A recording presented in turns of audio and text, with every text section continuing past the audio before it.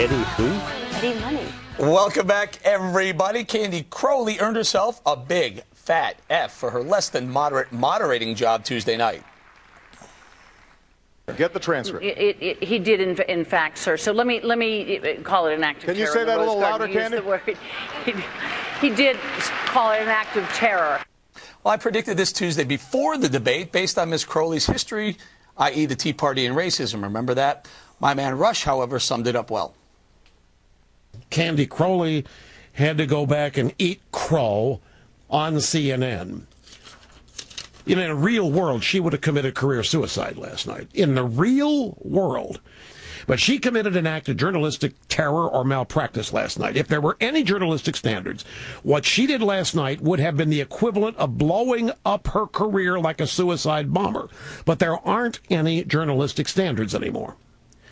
And she's going to be praised and celebrated, probably get a raise, maybe give her another half hour on that show she hosts. So we Fivers want to take a few minutes and offer Monday's debate moderator, CBS's Bob Schieffer, some of our sage advice. And we'll take it around the table. Hans, you want to kick it off? Yeah, to Bob. Get out of the way. Let them talk. Don't interfere. Let the players play. And if there is a moment where the two candidates are really hitting on something, let them keep talking. Don't change the subject. I mean, that was one of the things Candy Crowley did at the most critical moment in that Benghazi question. It just seemed so deliberate that when Mitt Romney was trying to make another point, she just moved on. And President Obama was trying to urge her to move on. So I would just say to Schieffer, just be quiet, follow Jim Lehrer, and let them talk. Bob, what about it? I think, well, Schieffer's one of the best and most sage people around. He's been around a long, long time, and he's done this before. I think he will stay out of the way. I mean, he took notice of what happened to Candy. But here is an issue. He's going to ask the question himself, and he's making up the questions. Outside of Libya, I think Obama has every advantage in this because I don't think Mitt Romney has a clue about foreign policy. Ooh, I disagree. Go ahead, Dan. What's that was actually some of the times that I've been most impressed with Mitt Romney when he was going through the primary competition with the other Republicans. I thought on foreign policy, like he has listened and studied, and he had to prepare for it in 2008 as well. So he has kept getting briefed through all that time.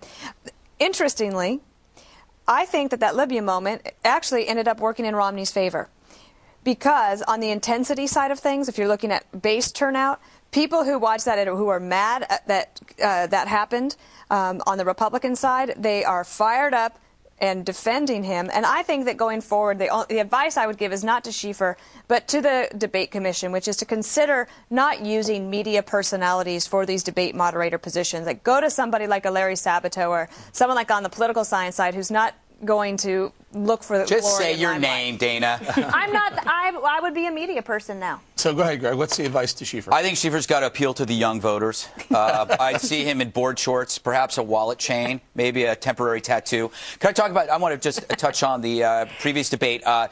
The big thing that bugs me is what I said before. They were not undecided voters. Yeah. That was a scam. There are people afterwards saying that they had voted for Obama and they're planning on voting for Obama. The only undecided voter there was Obama. He's not sure if he's voting for himself. But I think that I also love the fact that CNN is so defensive. They're miffed by this criticism because they don't see their own bias because they're soaking in it. And so their feelings are hurt. Well, we led the show about the Gallup organization and their rolling numbers.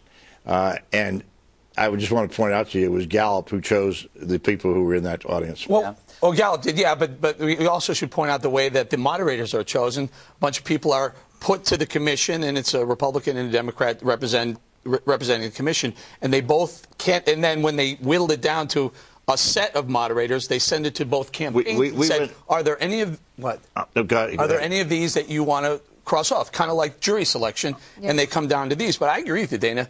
Let's use some people who aren't on TV. We tried that when I represented my presidential campaign with Mondale, and the two of us sitting in the room with the debate commission.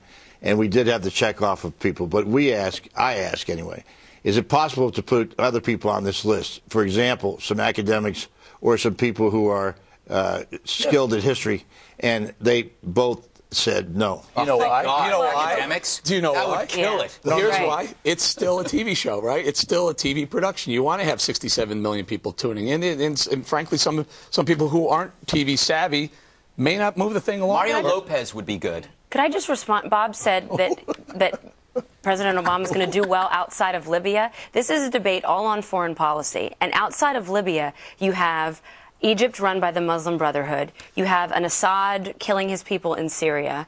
You have a Middle East devolving into chaos. Al-Qaeda on the march. Iran, Iraq, Afghanistan. I don't think Monday night's going to be as easy. Are you suggesting What are that they doing down there? That's Obama's fault for all those things? And I hope he gets a question about the off-mic comment he made about giving Russians to Medvedev. Are you suggesting the President of the United States is responsible for all that? I think that he took a lot of credit for the Arab Spring, so he's going to have a tough time explaining how he backed terrorists. We got to go. Like the Muslim so, Brothers. just want to let you know, I called Bob Schieffer today to offer him some friendly conservative advice. His assistant had me call his two other assistants, Kelly and Sonia. Sonia said she'd give Bob the message. My phone hasn't rung all day, but I'm still holding out hope. Mr. Schieffer, please. Even your wife hasn't called you? Well, she did, but Schieffer hasn't yet. Coming up.